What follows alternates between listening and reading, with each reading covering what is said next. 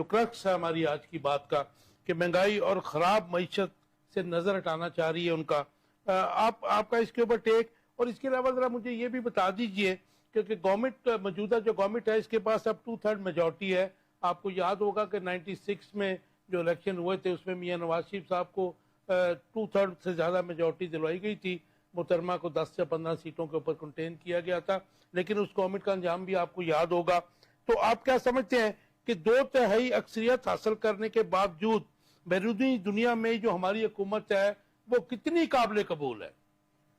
काश आपने बड़ी खूबसूरत बात की अपनी इस सवाल करने के अंदाज में, आखिर में बेनजीर भुट्टो के जमाने की अपोजिशन का याद दिला के कि उस वक्त नवाज शरीफ साहब को 2/3 मेजोरिटी दी गई थी, लेकिन अल्टीमेटली क्या हुआ?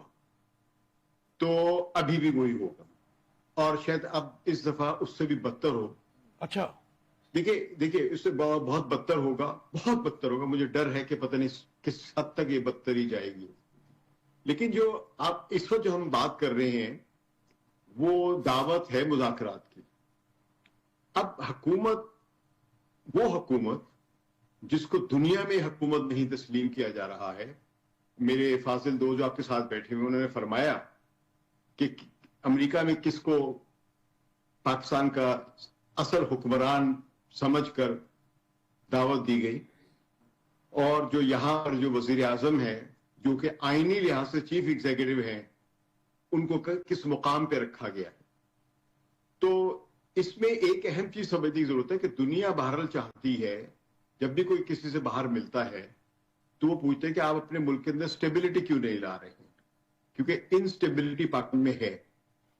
आइन में तब्दीली हो जाए, 2/3 हो जाए, आईनी अदालतें बन जाए, 26वीं तरमीम आ जाए, 27वीं तरमीम आ जाए, लेकिन हम हमेशा क्यों देखते हैं कि हर डिक्टेटर जो है वो अल्टीमेटली पॉलिटिकल लेजिटिमेसी क्यों चाह रहा होता है? पॉलिटिकल लेजिटिमेसी आदात का नंबर नहीं है कि 25 हो गए तो लेजिटिमेसी मिल गई या 26 हो गए। ये हेरा फेरी जो होती है ये गिनती की होती है। लेजिटिमेसी नंबरों से नहीं मिलती। लेजिटिमेसी एक वो तासुर होता है जो कोई भी लीडर, कोई भी हुकूमत ये अवाम के सामने कायम करता है कि बादशाह नंगा नहीं है, बादशाह ने कपड़े पहने हुए हैं। यहां पे बादशाह बिल्कुल नंगा है और वो नंबर गिन गिन के कह रहा है कि मैंने कपड़े पहने हुए हैं। तो यहां पर अब बादशाह की मजबूरी ये है कि वो दुनिया को दिखाए कि मैं तो न्यूट्रल हूं। तो जिनके पास अन्नान इख्तदार है वो अपने आप को न्यूट्रल साबित करवाना चाह रहे हैं।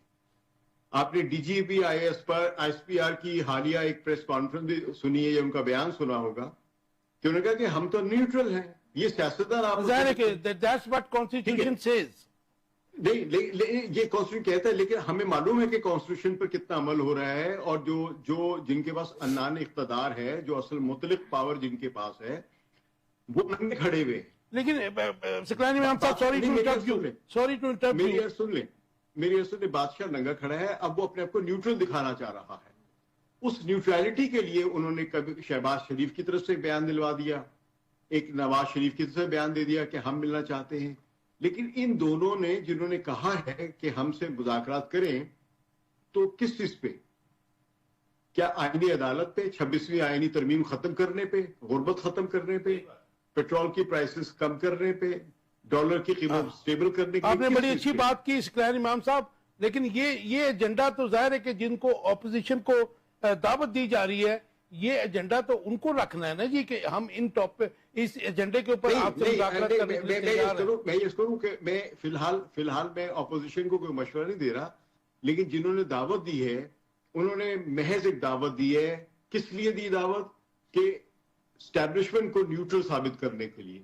अब अगर एस्टैब्लिशमेंट न्यूट्रल है तो ये बताएं कि ये किस तरह है। लेकिन जो बात आप कर रहे हैं, ऑपोजिशन कह रही है कि अवाम के जो सुलगते मसाइल हैं, ये पीटीआई का ऐसा कहना है, और जो मईशत आपको पता है कि बिल्कुल बॉटम पे लगी है, उससे नजर हटाने के लिए जो है हमें दावत दी गई है। हाँ, लेकिन नजर नहीं हट रही ना। नजर नहीं। मसला ये है कि असल ये सारी दुनिया देख रही है। अभी आपको याद होगा एक रेटिंग एजेंसी ने पाकिस्तान की अपग्रेडिंग की थी, 1 दर्जा बी तक फोर्ब्स ने जी। ठीक है जी जी। तो उसी रिपोर्ट में लोगों ने रिपोर्ट में इतनी तो खबर दे दी कि पाकिस्तान अपग्रेड हो गया, लेकिन उसी रिपोर्ट के नीचे इन्हीं आखिरी 2-3 पैरों में लिखा हुआ था कि पाकिस्तान में सियासी अदम इस्तेहकाम मौजूद है, क्योंकि मेन अपोजिशन लीडर, नाम लेकर कहा था, main opposition leader Imran Khan जो जेल में है और ये स्टेबिलिटी नहीं आ सकती, इसलिए पाकिस्तान खतरे में ही है। तो उन्होंने IMF से एक डील होने की वजह से पाकिस्तान की अपग्रेड कर दी, क्योंकि ये आदाद शुमार का काम है। मुझे ये बताइए कि आपका इंटरनेशनल जो है उसके ऊपर नजर होती है, फोर्ब्स की जो रिपोर्ट है उसने कहा जी अभी भी पाकिस्तान को डिफॉल्ट होने के खतरात हैं 5.7 तक, वो के पहले 8 पॉइंट समथिंग वो कहते थे, लेकिन अब वो कहने जी 5.7, इसमें क्या हकीकत है? देखिए, डिफॉल्ट आपको डिफॉल्ट होने से हर बार बचाया जा रहा है। आप गुज़िश्ता 10 साल से डिफॉल्ट के पास जाते हैं, आपको बचाने के लिए IMF आता है, एक आपसे डील करता है और पैसे देके आपको और ताकत से और इख्तियार से महरूम कर देता है। तो हम एक ऐसे क्या कहते हैं खेल में चले गए हुए हैं या ऐसे बिजनेस में चले गए हुए हैं कि जहां हम कर्ज ले रहे हैं, लेकिन कर्ज से ज्यादा मालियत की चीजें या तो निजकारी में फायदा कर देते हैं या दूसरे पे इख्तियार दे देते हैं। राइट। सिकरानी हम साहब, मुझे एक और जवाब दे दीजिए, मैंने दूसरे गेस्टों को भी थोड़ा सा टाइम देना है। ये जो आप क्या समझते हैं कि जो 2-4-5 दिन के बाद 10 मुहर्रम आ रहा है, उसके बाद फिर कॉल दी जा रही है इमरान खान की तरफ से प्रोटेस्ट की, how do you see it, कि इसकी हकीकत क्या है? क्या इस वक्त इतना दमखम रह गया है तहरीके इंसाफ में कि वो पूरे पाकिस्तान में एहतजाज कर सकें? काशिफ, आपके सवाल का सीधा सा जवाब ये है कि इमरान खान या PTI में इतना दमखम है या नहीं है, लेकिन महंगाई बेइंतहा है। लोग निकलेंगे, डिसऑर्गेनाइज होकर निकले, टूटे फूटे निकले, लेकिन जो गुर्बत है वो बढ़ती चली जा रही है, महंगाई बढ़ती चली जा रही है, और हर आदमी का मसला खाना पीना, तेल, गैस, इज्जत के साथ रहना, वो पूरा नहीं हो रहा है।